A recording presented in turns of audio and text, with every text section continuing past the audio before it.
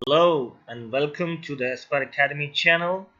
In order to understand the concepts, the working about Primavera P6 Professional release 15.2, I welcome you all to the very first lecture of professional education related to project management, planning, and scheduling with Primavera P6 Professional release 15.2.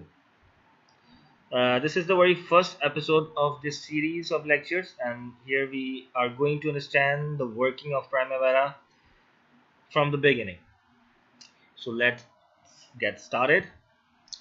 First of all, what I have to do is to close this window for you and to show you how to open this software. Uh, I presume that you have already installed this software. So you go to the start menu, and I have made a shortcut here of P6. So I will click here, and it will ask you the password, login name, it's admin, and if you have made any password, then you have to provide that password. And after entering the password, just click on OK and wait for it.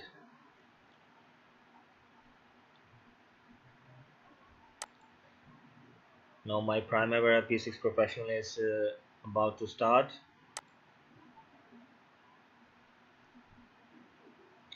It's taking some time because it is loading actually.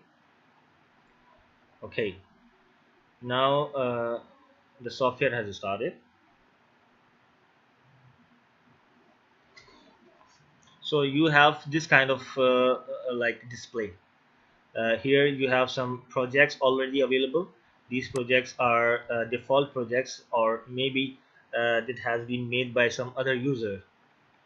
And here you have the Gantt chart timeline, and the other options are also available. We will talk on each and every options later on, but at the beginning, what we have to do, we have to focus on what we have to do at the start.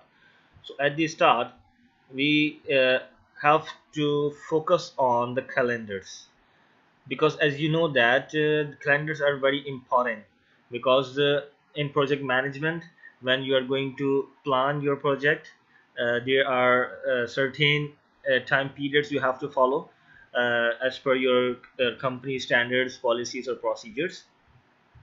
So maybe your company is following like 5 by 8 working hours. It means that your company is working 5 days a week and 8 hours a day. So you have to mention clearly which type of calendar you are going to follow. For this purpose, you have to go to the enterprise and then click on calendars. Now you can see that another window appears in front of you. There are three categories here. The one is global, another is resources, and the third one is disable, which is project. This global category gives you the globally available calendars, the standard calendars, like if a company is following 5 by 10, that means that 5 days and 10 hours in a day, or 6 by 24, that means that 6 days in a week you're working, and the 24 hours, that it means that there's a shift type of work, like the project is working on shift based procedure.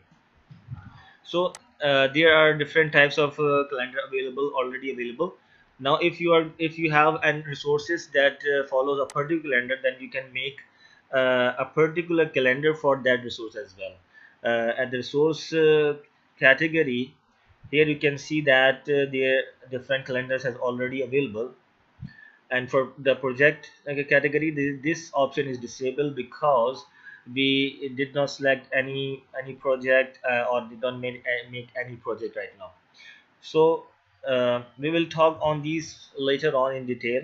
So first I will show you how to use a calendar, or how to make your a new calendar for yourselves.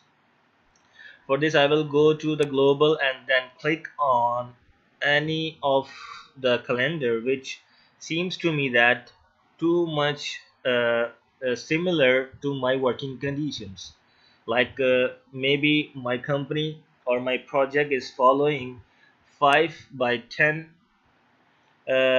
working time, like 5 days a week and 10 hours in a day. Okay, now first of all, what I have to do, I have to make a copy of this, because if I am going to make any changes, then it will not disturb the standard one. So for this purpose, I will click on add. Another dialog box appears and I will select this 5 by 10 and click on plus this select. You can see another calendar appears. Now you can name it as per your own choice. Maybe I will put a name like my project calendar and 5 by 10.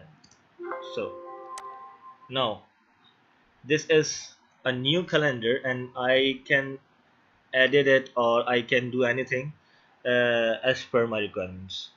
So in order to edit it or in order to see what is included in this calendar, I will click on modify. And in modify, you can see that another window appears in which the whole calendar is in front of you. If I click on the work days, which is in this light gray color, you can see that the working hours is available. The work hours per day is 10. That means on these days we will have to work 10 hours. And there is another days, Sunday or and Saturday and Sunday, which appears to me that it is 0 hours per day. That means it is a off day, or you can say it is a non-work day. If you want to change a work day to a non-work day, you can do it by several techniques. Like you can double click on it. After double clicking on it, you can see that the work hours per day has been changed into 0 and color has also been changed. And I can also do it by clicking on this option, work. Now when I have click on work, it changes color to white. That means it's exception. Exception means that this day is not following the standard working hours. Your standard working hours are 10 hours per day, and this day is only following 8 hours. I can change it as per my requirement. Also, if I wanted to see in much more detail about a particular day, so I will click on detailed work hour per day. Here you can see that the whole hours, the 24 hours has been shown. As per this situation, my work is starting from 8 and is ending on 15. That means 8 a.m. and 3 p.m. If I want to change my working hours, like I want to start my day on 9 a.m., then I will double click on the slot. That this single slot is showing 30 minutes. Then if I want to make it non-work, I have to double click on it, or I have to click on non-work. So it will change the color also, and it will also give you the impression that 8 o'clock there will be no work. So white color shows me the working hours, and this dark gray shows me non-working hours. So my day starts at 9, and if I want to take a break at 1 p.m., then I will again click on it and click on the non-work, and again click on it and click on the non-work. And then if I want to work after 3 p.m., then I have to make other hours in a work condition. Okay, so you have changed these things. These are the options available. Also, you can, if you want to see the work week, then you can click on the work week. It will show you the complete work week, that how many hours you are working on each day. You can also see the time periods. It will show you the hours per day, hours per week, hours per month, and hours per year. Click on OK. So like these following such options and following such procedures, you can change any day as per your own requirements. You can go to any month of the calendar, and you can change it by your own choice. So that is pretty much easier, and it is available in a very much detail. Like if someday, like if as 8 8 May is considered a holiday in your country, then you can double click on it and make it as a holiday by clicking OK. You have successfully made a calendar as per your own requirements, and after clicking it, you should have to click on the default, because after that you will going to make a project. So on default, your project will follow this calendar. If you will not check on it, your project will not follow your own made calendar. So after making that, close this window, and that's all for this lecture. You have successfully understood the concept related to how to make a calendar, and we will see another exercises that in which we will understand how to make a project, and later on how to add activities and WBS on all the other methodologies and tools and techniques of project management. So see you in the next lecture. Thank you.